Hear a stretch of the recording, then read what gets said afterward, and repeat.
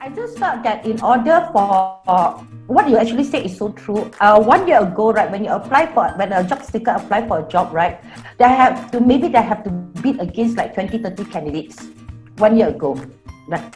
In today's timeline, for any jobs applicants, right, the normal rate for applicants for every single job is around 200, 300, and sometimes you go up to 500, right? So the ability of the candidate, right, to be able to stand up, right, and to attract the hiring managers to say like, yes, I want to interview this person, is more critical than ever. Right.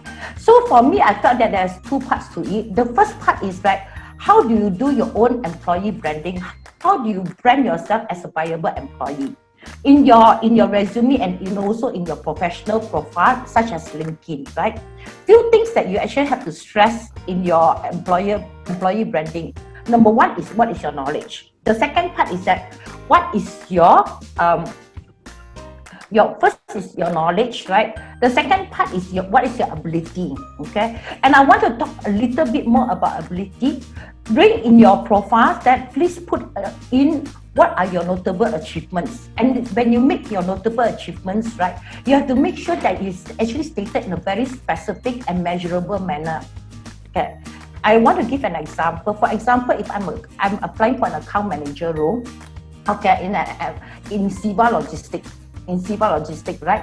In my achievements, in my profile, I would actually state what kind of key accounts have I managed, and how did I grow the key account. That means, for example, like the revenue for 2018 is around like 1 million. Okay, since I took over the account, I actually increased the revenue for the account per account by 50%, by 40%. So it's in a very, very specific manner, right? And do I get any recognitions or awards from my company or any testimonials from my clients?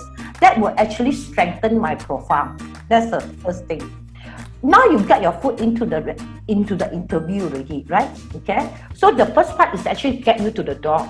And once you enter the door, right, what exactly that you need to do to make sure that you're a stand-up applicant?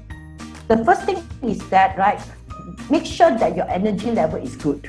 Especially during this digitalization age, right? The first part of the interview, chances are, is via an e-meet, okay? If you have low energy, right, you better don't attend the interview, don't waste everybody's time, right? That's the first thing. The second thing is that before going in for the interview, please make sure that you research about the company, research about the role, right? Go and stalk the hiring managers on LinkedIn, right? Find out what they are, and then when you have the discussion with them, right, find out as much information as you can, and how do you position yourself as the best match for the role that they are looking for.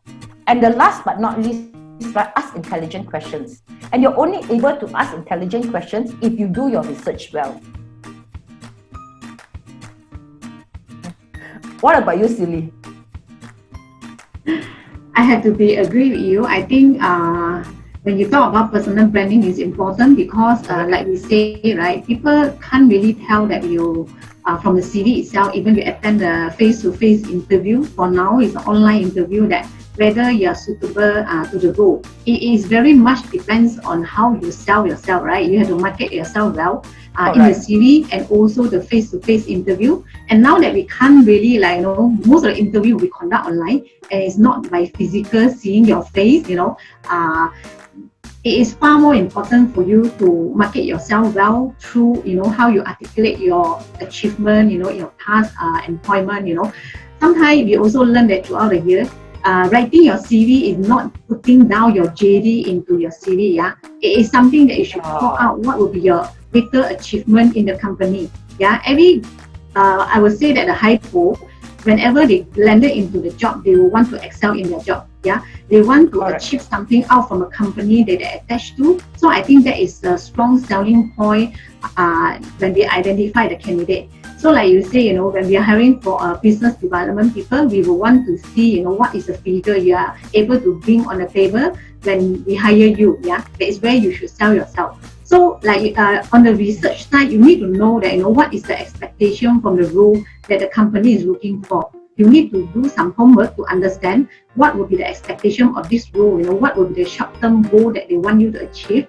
And then you have to ask the intelligent question, what will be the long-term goal you want this position to bring in.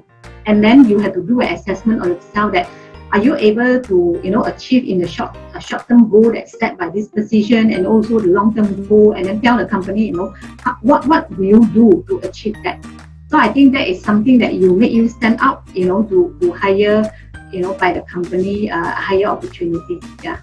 This is from the employee perspective, sometimes as a hiring manager. Yeah. I hope you don't mind, but I just want to add one tips with the how do you make yourself stand out, right? Okay, in your resume, just make sure that you actually put in all the keywords in terms of your skills and your knowledge into your resume.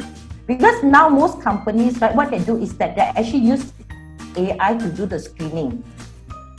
Right? Okay, let me give you an example. Now I'm looking for a senior software engineer. Okay, and I want the senior software engineer to have Angular experience, Angular programming experience, right? Okay, so if I am a job applicant, I make sure that in my CV there is the word Angular there.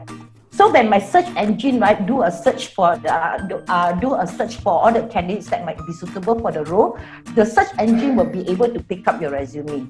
So remember all the keywords that is important to your career. Itu saja. So like, yeah, go ahead. Anything else? No. I think it's a very valid point, yeah, because we are going into a digitalization. A lot of time when we do a CV search, right, even through our recruitment channel in-house, it will be picked up by the keyword. So you have to do a bit of research, like example, what is this role looking for? Actually, for this very technical position, you need to really put in all these keywords into your CV. So your CV will pick up by the system. Yeah.